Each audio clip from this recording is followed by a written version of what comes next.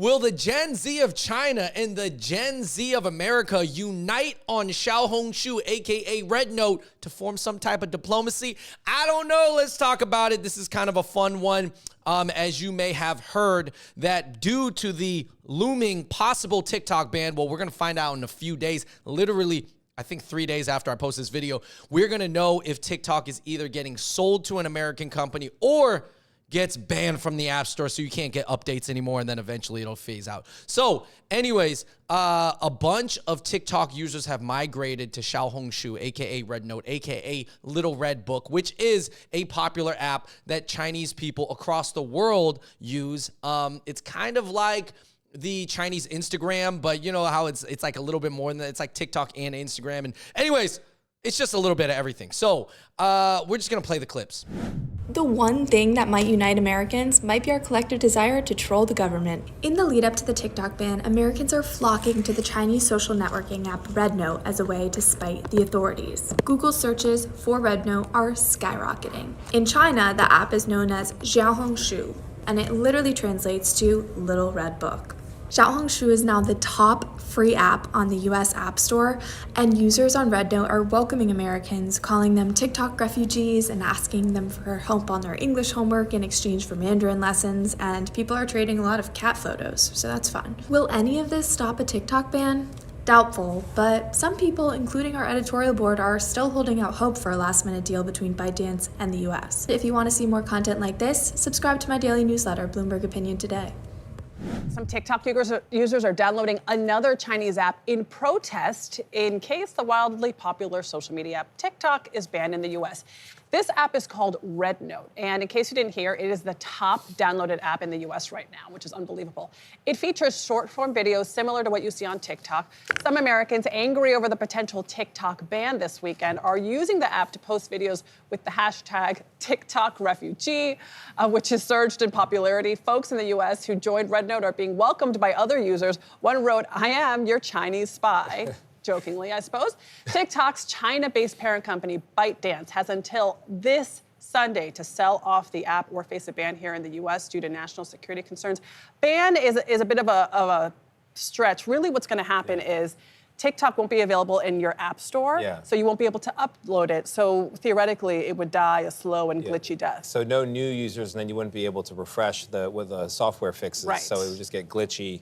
But like, is Instagram Reels so bad to people that they're using another Chinese app rather than? That is a good point. Why not just go to the Zuckerberg REDNOTE might eventually face a similar fate if the government decides that it, is problematic. So.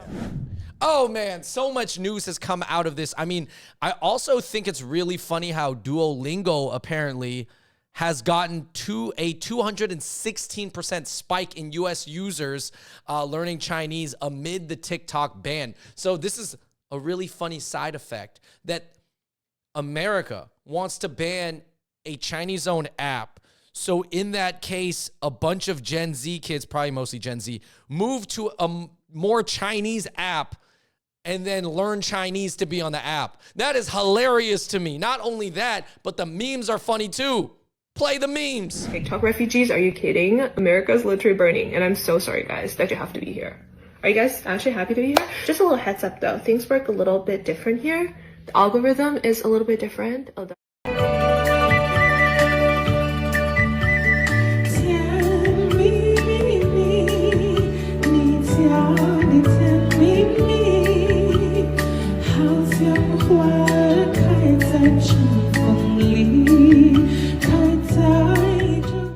我要恭喜美国政府引起 TikTok 导演。我是小红书上和网友找到了共同点，发现我有很多中国朋友找了很多次，这些公会没有你们，这一切都不看。 And Gretchen found herself a new clique and a new queen bee to serve. And Gretchen found herself a Mandarin phrases for beginners. Welcome, TikTok refugee. 欢迎洋斗难民. My Shayla. 太酷啦. Raw. Next question. 干，下一题. In the club, We all learn Mandarin.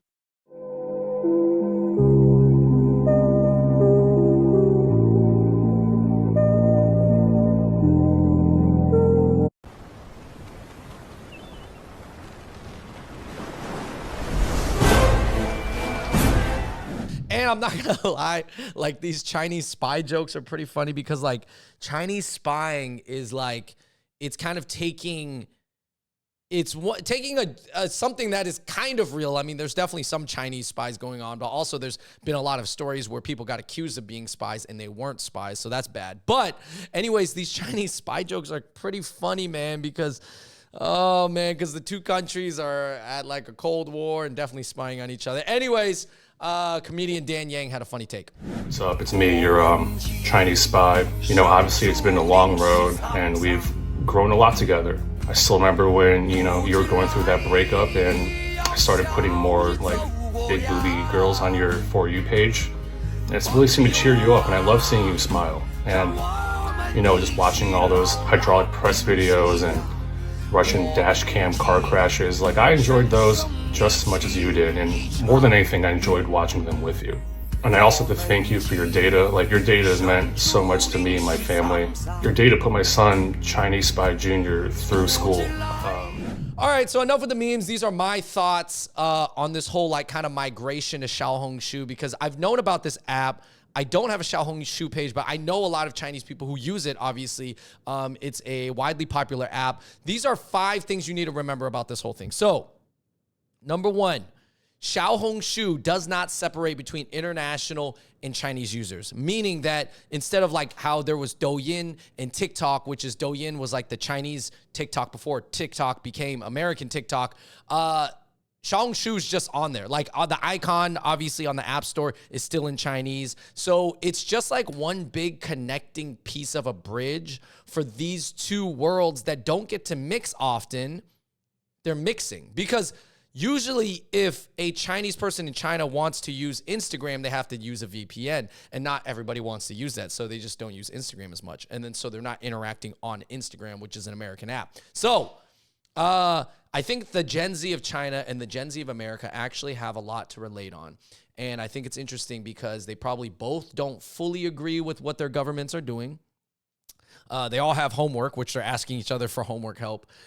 They probably also are going through some of the same things, like especially the teenagers on the app. Like if they're all 18 years old, like they're probably still going through teenage angst, and you know, they've grown up on social media, so they're all kind of raised a little similar. I mean, I'm sure the kids that they're interacting with on the app, like the American kids are, these are more like middle-class Chinese kids. I'm sure they all have kind of troubles like finding jobs or having the same worries, maybe, you know, just both not believing in the same things as their parents.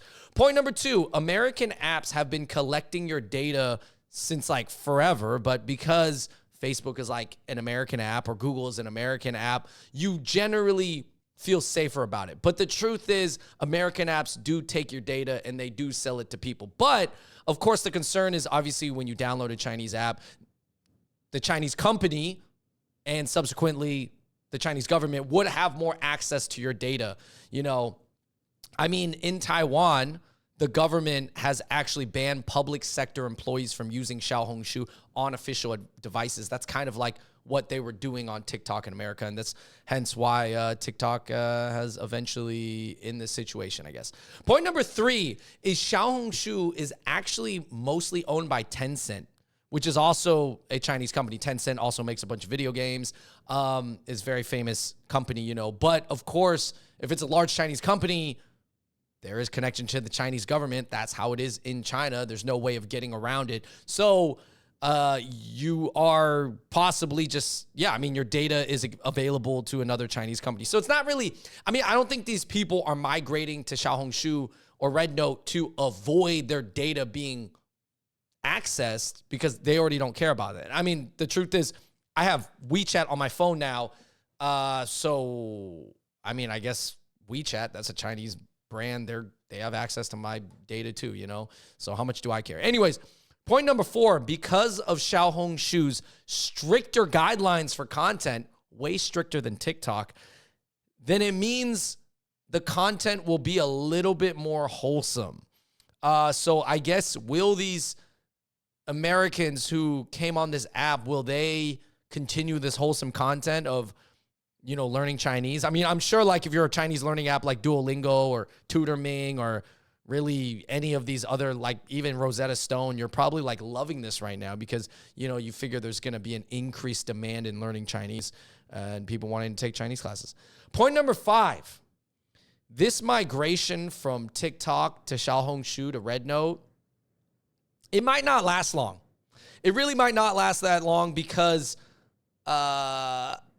it's just not an American app. And it's not made for Americans. So therefore, like the translation tools, they're there, but I guess they don't work that well. But of course, maybe RedNote, they're going to change that and make it more welcoming to America. And we will see in this experiment if very American people can vibe and enjoy their time sharing a platform with Chinese people from China. I think it'd be really, I think it's kind of an endearing and cute thing that's happening. You know, there is some form of diplomacy here on a very, very small scale that I think is interesting because now the kids are sharing a space with each other. Obviously, it's Americans coming into a Chinese space, but you know, it's kind of like, it's like these American kids are taking their first like study abroad to like Shanghai. You know what I mean? Their first study abroad trip, they're like, hey, like, what's this app like? Like, I'm translating all these comments. I'm getting to know Chinese people. Like, what are their jokes like? What's their humor like? Like, oh, they're helpful. They're welcoming. They're nice. And like, it's going to be crazy. But first of all, I don't think the troublemakers are getting on RedNote. You know what I mean? Like the people are going to leave the trolly comments because I think Xiaohongshu's guidelines are way stricter. So they're not going to even allow for that. And also, I think the market of people, the person who would go to Xiaohongshu from TikTok is probably a lot more open-minded and nicer anyways. So anyways, guys, that's my quick video here. I think those are just my 5 quick observations about all this. And I think you have to understand, as a Chinese American who was born and raised in America and is very tapped into kind of the vibe against the Chinese government and Chinese people, right? Like on this channel, we've covered it very closely. Everything from COVID to even before that. And, you know, the whole like, oh, is China spying and hacking American systems? And are we going to go to war with China? This has actually been a thing for my entire life. Ever since I was in junior high, there was this concern. You know, there's a story that happened to me and David where we're in social studies class. Well, it actually happened to David where somebody asks David, like, hey, if we went to war with China, which side are you fighting for? You know what I mean? And when you're a kid, that's a really complicated question. So that this whole China versus America thing is just, it's so funny for me to see this. I don't know. Anyways, you guys let me know. What do you think? Do you think these American kids stay on Xiaohongshu? Is this really the next app that people are going to use? Is there another one? Is TikTok actually going to get sold to Elon Musk in the next 3 days? We will find out. All right, everybody, please hit that like button. And until next time, I'm out. Peace.